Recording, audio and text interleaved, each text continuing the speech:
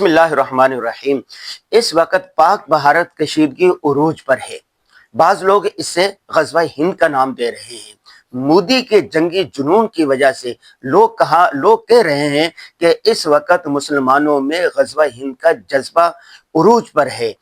اس کی وجہ یہ ہے کہ رسول اللہ صلی اللہ علیہ وسلم نے فرمایا تھا کہ جو غزوہ ہند ہوگا اس میں جو شریک ہوگا اس کے لیے جنت کی بشارت ہے۔ حضرت ابو ہریرہ رضی اللہ تعالیٰ عنہ کی حدیث ہے، فرماتے ہیں رسول اللہ صلی اللہ علیہ وسلم نے ہمیں غزوہ ہند کے بارے میں بتایا، تو اس وقت میں نے کہا کہ اگر میں زندہ ہوا تو اس میں ضرور شرکت کروں گا اور بہترین شہید کہلاؤں گا۔ تو یہ ایک بہت بڑی فضیلت ہے۔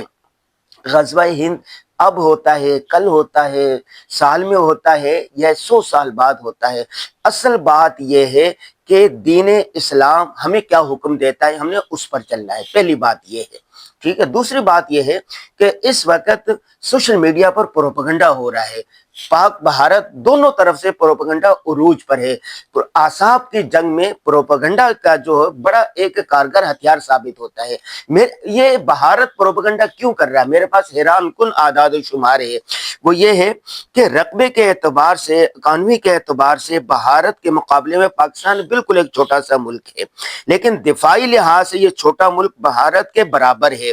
کچھ ماہرین کا خیال ہے جدید جنگی ہتھیاروں کی صلاحیت اور پاکستان ایئر فورس کے ماضی قریب کی کارکردگی کو دیکھا جائے تو پاکستان کو بھارت سے برتری حاصل ہے۔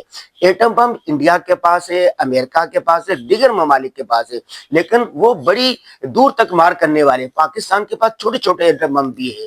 دیکھیں، ایک بڑا ملک اس کے مقابلے میں ایک چھوٹا سا ملک ہے۔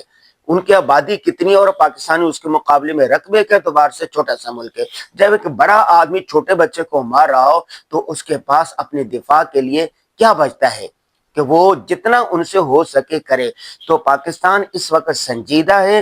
اگر بھارت کا جنگی جنون نہ اترا، اس نے پاکستان پر جنگ مسلط کی، تو پاکستان یہ چھوٹے موٹے ایٹم بم چلانے سے گریز نہیں کرے گا۔